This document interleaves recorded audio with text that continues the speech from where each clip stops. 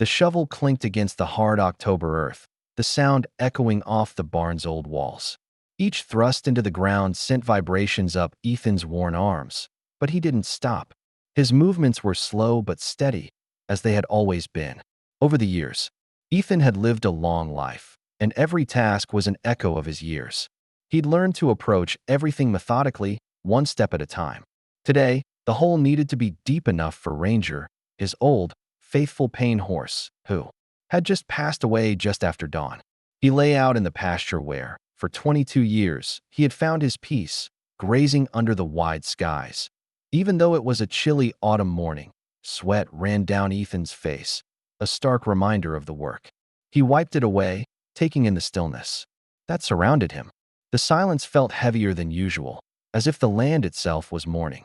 The only sounds breaking the quiet were the soft whispers of wind through the oak trees and the distant calls of his two dogs, somewhere far off in the fields. It was as if the earth was holding its breath. 22 years. That's how long. Ranger had been a part of their lives, ever since Margaret had first spotted him as a foal at the county fair. His legs were weak and shaky, uncertain, but Margaret had seen something in him. She had said, "Look at those eyes, Ethan. He's got an old soul." She was right, as she often was. The horse had become part of the family, gentle with the children, who visited, patient with the veterans who came seeking solace, and loyal in a way that animals, especially horses, could be, without conditions, without demands. It wasn't about love, at least not in the human way. It was something deeper, something pure. Now, Ranger was gone, following Margaret into the quiet beyond. Ethan remained, alone, surrounded by memories that felt both precious and impossibly heavy. The wind picked up, carrying with it a long, mournful howl. It sliced through the stillness of the ranch, the sound distinctly not from any dog. Ethan's heart skipped a beat. It was Loki, his Siberian Husky, and the tone of the howl made it clear that something was terribly wrong. Ethan's military training kicked in instantly. His mind cataloged the direction, the urgency of the sound. North, toward the old logging trail. That wasn't right. Without thinking, he dropped the shovel, and before his brain could even fully catch up, his legs had already moved. His body might have been getting old, and his joints might have protested with each step, but when something mattered, his body responded. The howling continued, now joined by Axel's deep, resonant bark.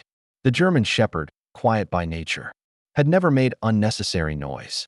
This time, there was something worth barking for. The trail wound its way through a small forest of pine trees, an area Margaret had always adored. When the autumn light filtered through the branches, it bathed everything in golden shafts, transforming the land into something sacred, almost holy.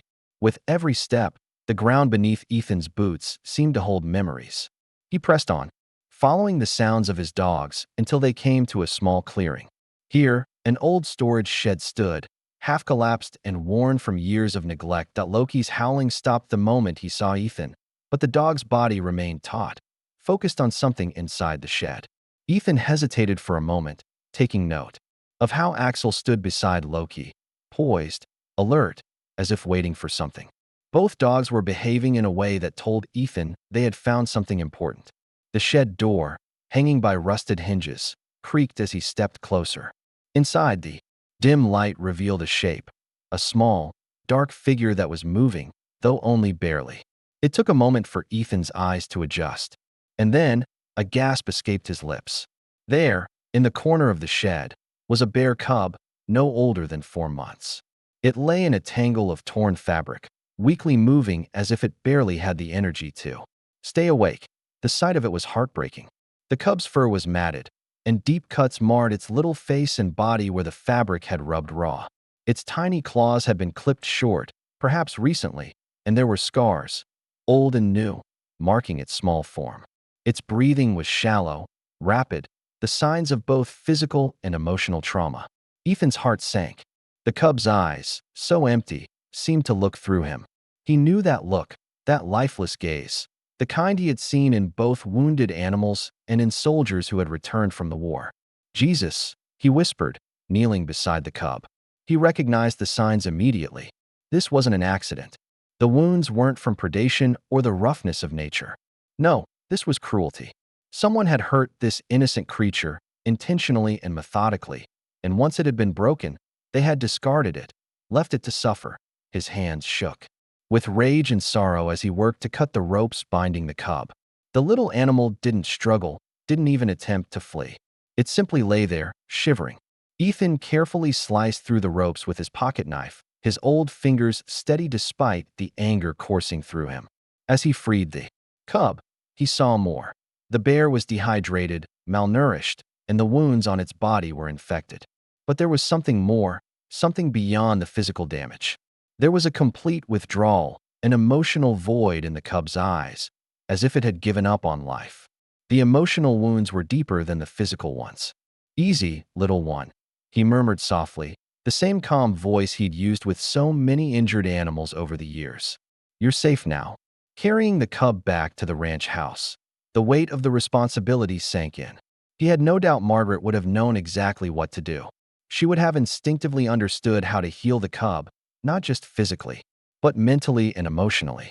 Margaret had a gift, a deep, intuitive connection with animals, a way of reaching the broken places in them and helping them heal. Ethan had the medical knowledge, but she had the empathy, the ability to pull animals back from the brink of despair and help them regain trust in the world. She had always known how to coax the wounded spirit back into the light. Ethan set up a makeshift recovery area for the cub in the mudroom, away from the main house, but close enough to keep an eye on it. He decided to call the bear Boon, after Daniel Boon, a man known for his ability to navigate between worlds, something that seemed to fit this cub's journey. Boon didn't show much interest in the food or the warm blankets Ethan prepared. Instead, he curled into a tight ball, his small body shaking, eyes fixed on nothing, lost in his own private world. For 3 days, Ethan tried everything he could think of, different formulas, blankets, even playing soft music. He read aloud from the veterinary journals Margaret had left behind, hoping something would click. But nothing worked. Boon would drink water if Ethan carefully dripped it into his mouth, but food was completely rejected. The cub seemed to be fading, and Ethan couldn't help but feel a deep sense of helplessness. Despite all his experience, he was watching something slip away, and there was nothing he could do to stop it. But then, on the 4th morning, Loki did something that changed everything. Ethan found the Husky sitting quietly outside the mudroom, his blue eyes fixed on the door. Axel lay nearby, calm but watchful. The dog's behavior was different now, more intentional, as if they understood that something crucial was happening. Loki, in particular, seemed to have a new purpose. "You want to meet him, don't you?" Ethan asked softly. Loki's tail gave a single, slow wag, not the usual enthusiastic greeting, but something more subdued, more respectful. It was as if Loki was aware of the depth of the cub's suffering. "All right," Ethan said, "but be gentle. He's been through hell." Ethan opened the door slowly, letting Loki enter first while Axel stayed behind, guarding the threshold. Loki moved carefully toward Boon, no longer the energetic, excitable dog he usually was. Instead, he approached with deliberate calm. Perhaps it was because he had grown up in the rescue shelter, surrounded by creatures who didn't fit into normal categories: raccoons, otters, even owls. He had learned that family could take unexpected forms. Loki settled about 3 feet from Boon and waited. Minutes passed, but neither animal moved.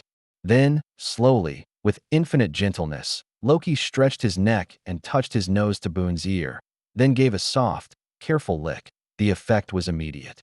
Boon stopped trembling. For the first time since Ethan had found him, the cub lifted his head. His dark eyes met Loki's bright blue ones, and for a moment, something passed between them. It wasn't words, but an understanding. Loki's calm presence seemed to break through the barrier that had trapped the cub in his own despair.